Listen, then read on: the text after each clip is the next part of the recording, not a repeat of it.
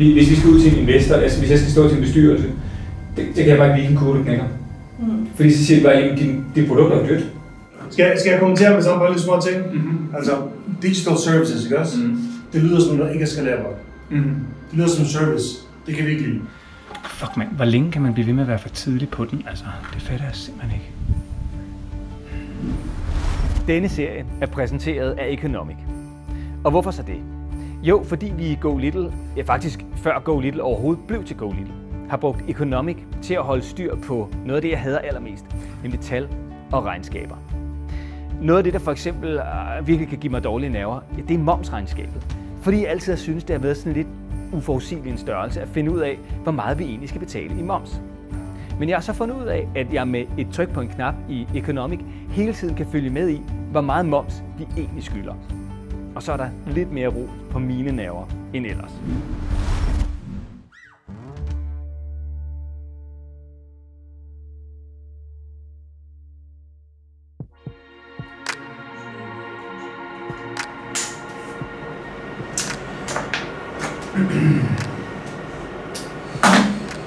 Vi skal ligesom finde noget af, what the fuck to do.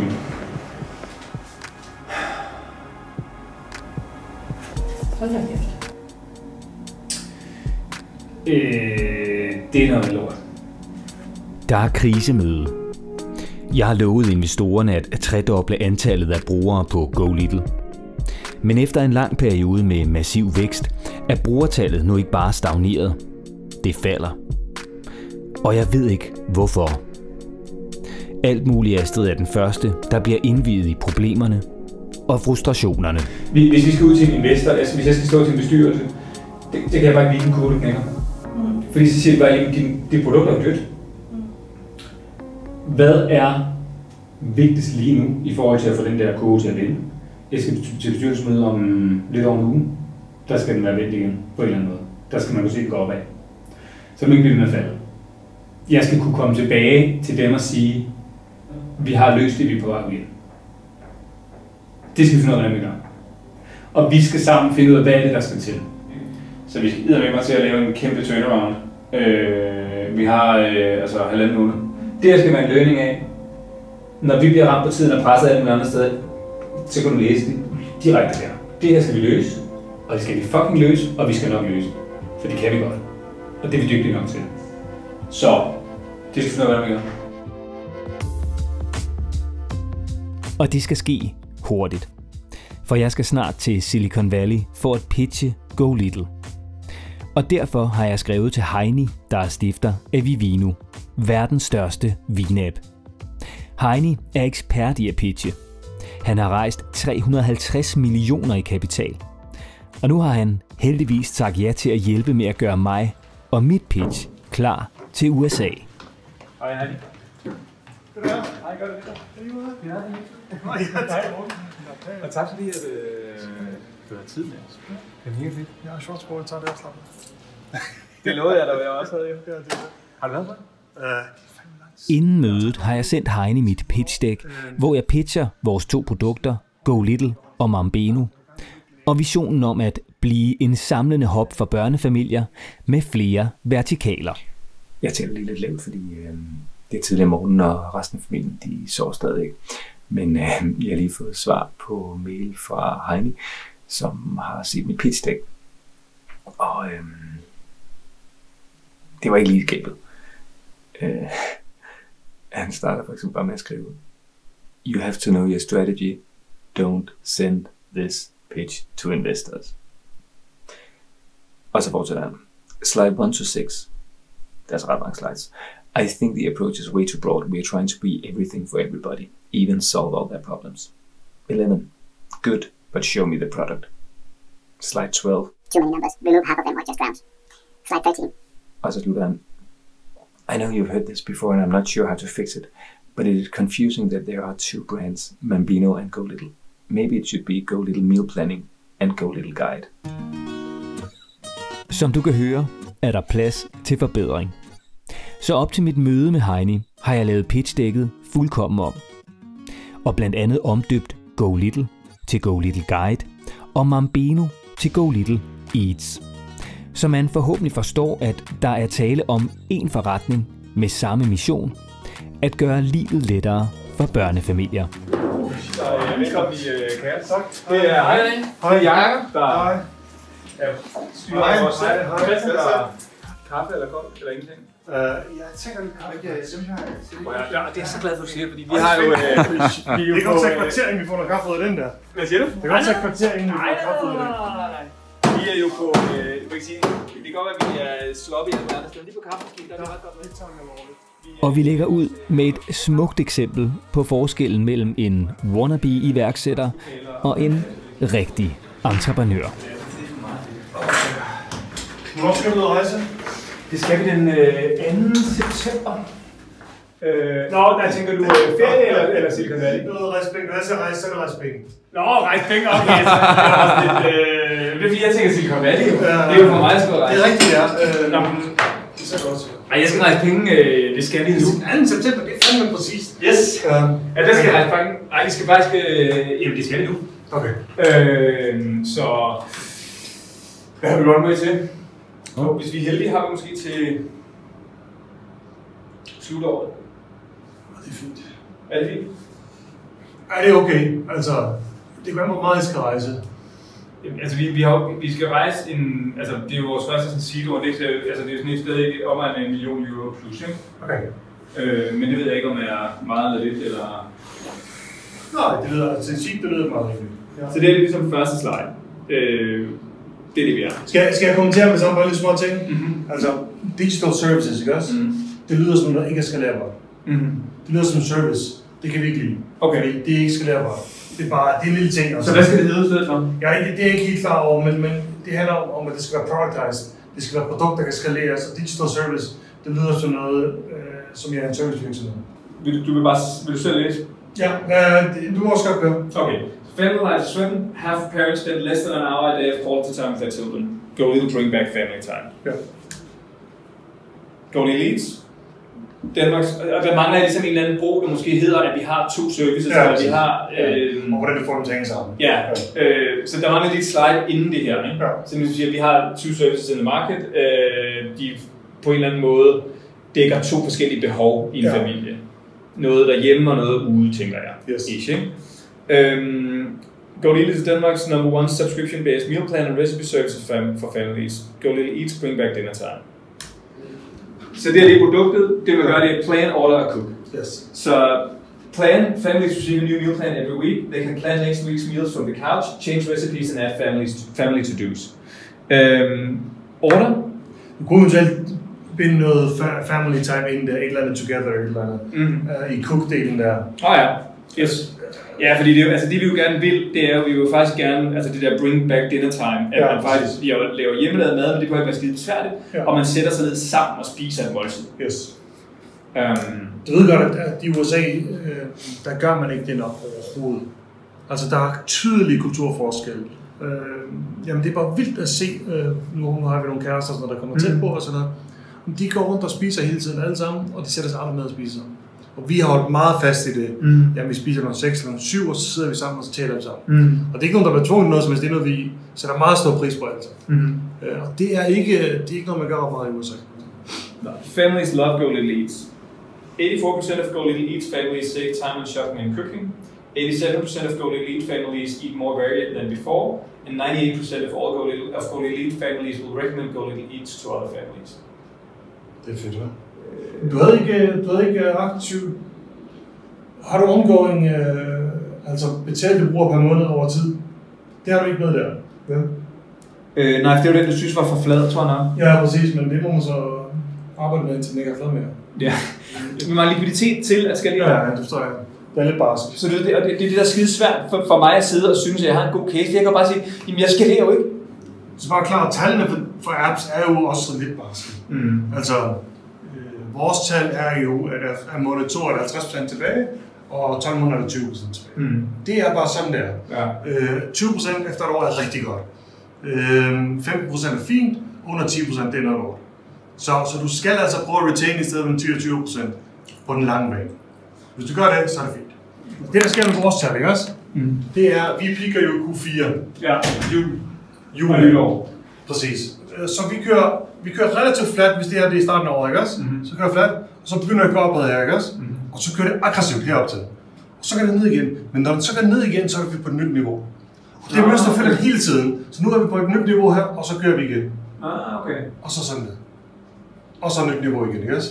Og det er bare blevet rigtig forudsigeligt for os. Okay. Så vi kan præcis, og det ser vi på alle vores tal, de kører bare sådan her. Det er jo fantastisk. Det er det ikke brugere. Det er kun subscribers. Ja. Så det vil sige, når du har 100% i marts, der bliver paid, så er der 77% af dem, der er paid tilbage. Og er de paid, der er så 30% tilbage, er de paid ude i måned 15. Okay, jeg er med. Altså, det gode er, og det er typisk det, man ser med subscription, altså det er, at når du kommer langt derud, så flader den helt ud. Og det er jo fedt, og du begynder muligvis at kunne se, hvad det er. Det er omkring de 30%, ikke også? Ja, det er jo ikke helt skidt, vel? You tell me. Ja, det ser fornuftigt ud, det gør det helt klart. Hvordan betaler de? Er det typisk en måned ad gangen, eller er det 12 måneder? Cirka 80% en måned, og så er der 10%, 15% 3 måneder og 5% et år. Okay. Har du haft nogen til at optimere det? Nej, ikke andre end mig selv. Det eneste, vi har lavet optimering, det er, at vi har prøvet at sætte prisen op med en 10, og det koster 29 i starten. Og nu omsatte vi op til 39, det men det gjorde ingen forskel, andet end at det gav os en 10 mere per bruger. Ikke? Du fik ikke flyttet nogle år til vores abonnement? Det har vi faktisk ikke gjort særlig meget ud af endnu. Altså det kan ændre det cashflow fuldstændig? Jeg er med på, at det kan ændre mit cashflow, men jeg er også bare bange for, om det kan ændre min lifetime på en kunde, fordi at, årsabonnement er jo trods alt det billigere end månedsabonnement, ikke? Ja, men det kan man selvfølgelig lave en matematik på, ikke også? Men hvis det gør, at du kan investere mere, få flere folk ind, fordi pengene kommer tidligere, så kan de penge hurtigt komme ind igen. Selvom din lifetime value går ned. Ja, okay. Det er ligesom, skal bare vide, at der er en, eller det jeg gerne vil bruge det til, det er for noget. Hvis du skulle lave, altså det der er min udfordring lige nu, ikke? Der er 2 slides, som jeg har svært ved. Det er intro-slidet, altså hvor jeg ligesom beskriver, hvorfor er det, vi har flere produkter. Altså en af de svagheder ved guide-produktet, som du helt sikkert har hørt på noget gang, det er, hvor tit vil folk bruge det. Det er jo TripAdvisor-syndromet, ikke? Ja, præcis. Hvor tit har du virkelig brug for det? Du tager måske en lille del af et større problem og siger, det er det, vi gerne vil lege. Det du kunne fortælle sig om, du skal jo spise hver dag, så det her er en retention ting for at sørge for, at folk bruger produkter hele tiden. Så for hyppigt brug, jamen så har vi det her Eats-produkt, men det hjælper bare ikke så meget, når det ikke helt er integreret ved. Altså lad os lige på det lidt. Hvis du så skal afslutte, Peter, nu har jeg ligesom præsenteret Eats, jeg har præsenteret Guide, jeg har ligesom vist, at vi har noget potentiale. Og så skal jeg på den måde lave det der, det sidste slide, skal der være et ask af, altså skal man skrive, hvad man forsøger at rejse af penge, og til hvad, og hvordan, eller er det bare, du ved? Ja, du skal ikke have sådan en executive resume, du skal have en slide til sidst, hvor du fortæller om alt, hvad du har sagt igennem det hele. Så det kortet helt ned i et slide til sidst, og siger,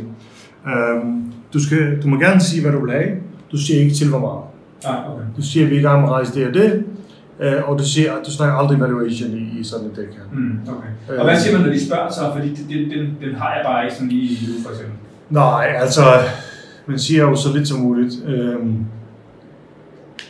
Jeg kan sige, at jeg er investor for eksempel, og jeg vil gerne investere i Vivino i jeres næste runde, ikke? Ja, og så kommer sådan en. Hvad skal jeg investere til, vil du så sige til mig? Ja, men så vil jeg snakke lidt ud om, og så begynde at snakke om, hvad sidste runde var til. Og så. Okay. Det er typisk sådan, jeg gør. Hvis du vil positionere den lidt, så siger du, hey, sidste runde rejste vi til et eller andet tal, og vi er nu vokset 200% siden da. Så siger du ikke mere. Så kan de selv regne ud, så skal vi nok lidt op den vej. Så det er sådan, jeg vil gøre. Ja, det er en god pointe. Lad være med at gå dem, du synes er bedst først. Okay. Træn lidt på nogen, du ikke synes er enten ikke kan lide, eller måske ikke matcher selv godt. Så kan du træne på det. Der er den her historie med, hvor folk siger, hey, jeg skal lave 100 pitches for at få lukket en deal, ikke? Men de glemmer nogle gange, at det pitch, de leverede første gang, er ikke det samme, som de leverede sidste gang. Og det skal du huske på, at du får forbedret det, får tunet det, du får noget feedback, som gør det skarpere. Gør dig skarpere.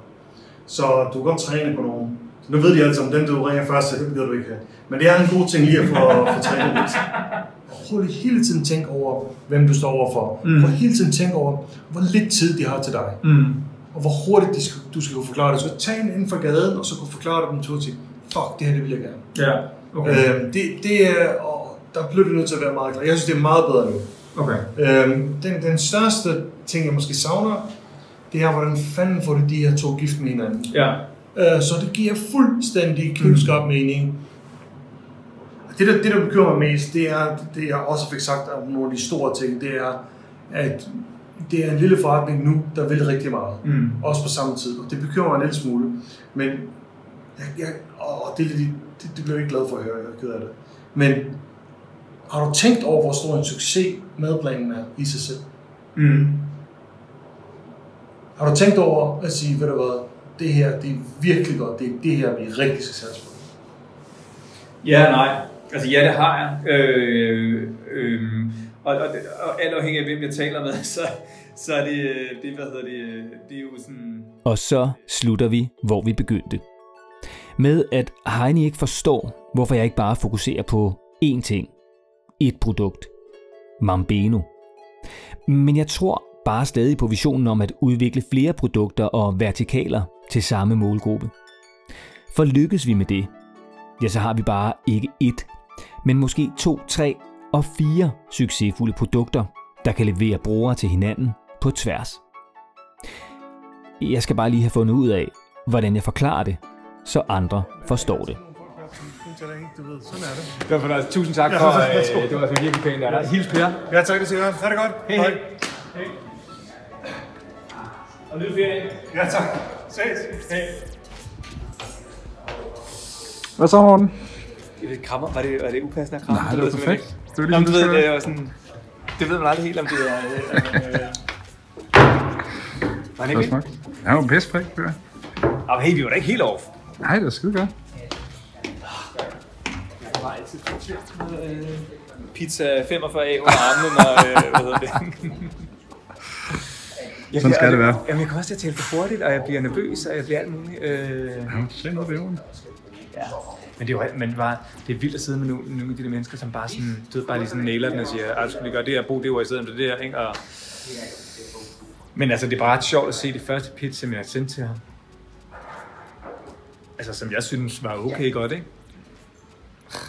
Det er bare nothing i forhold til det, som altså, det er bare meget mere simpelt nu, ikke?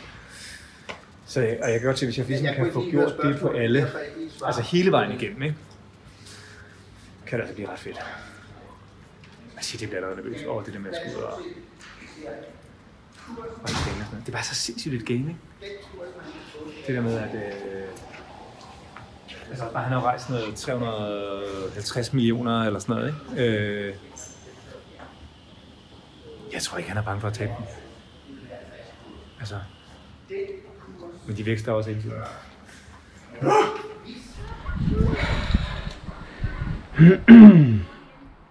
Klokken den er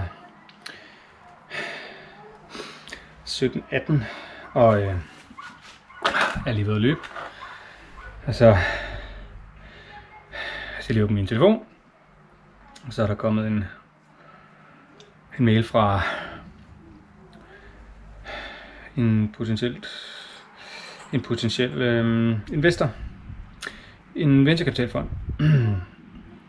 Man kan bare læse det ud af overskriften allerede, hvad hedder Go Little Follow-up. Hej Morten, tak for det tilsendte investeringsmateriale, som vi nu har haft lejlighed til at tage et indledende kig på. Vi er glade for, at I har rakt ud og taget kontakt, også selvom I er på et meget tidligt stadie. I er for tidlige til vores venture-del, men formentlig også til vores early-del. Vi vil dog gerne invitere til et møde, således at vi kan give dig et indblik i hvilke kriterier vi vurderer et selskab på, hvor vi oplever, at I står i dag, og hvilke dimensioner I skal udvikle jer på for at nå et modenhedsstadie, hvor vi kan investere. Der vil vi naturligvis gerne lære at gå lidt endnu bedre at kende og høre dig fortælle om den rejse, jeg har været på indtil videre. Smiley. Vil tirsdag eller onsdag efter frokost i næste uge passe i din kalender. Fuck man, hvor længe kan man blive ved med at være for tidlig på den? Altså, det fatter jeg simpelthen ikke. Vi har fucking været for tidligt på den lige siden starten. Og ligegyldigt hvem vi snakker med, så synes de, vi har flotte tal og alt muligt andet, men jeg var sådan... Hvor fanden bliver vi så ved med at være for fucking tidlige? Og så er det et møde tirsdag eller onsdag efter frokost i næste uge. Vil det passe ind i din kalender? Nej, ikke hvis I ikke vil investere. Fordi jeg har fucking travlt med at skaffe den der investering, og hvis ikke I vil, så skal jeg bruge tiden på at... løbe nogle andre op. Og det er jo bare et af de der 100 nejer, som man skal have, før man får et ja. som klichéen jo lyder, men altså... Jeg har fucking ikke tid til de der nejer der.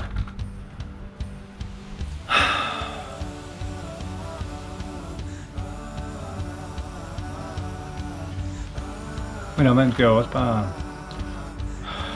Det er jo sådan en indledende dialog, og det er første snak, og så skal man holde dialogen ved lige, og så kan det være om et halvt år eller et år, så er vi langt nok, og selvfølgelig skal man vide, hvad det er, de gerne vil, fordi forhåbentlig vil de gerne investere på sigt og alt det der. Men... hvor er det irriterende. Fuck. Hvor skal man så ind? Være sådan helt glad, familiefar-agtig. Og jo til min mors fødselsdag om 10 minutter. Shit mand, jeg skal også noget i bad. Nå. Endnu et afslag.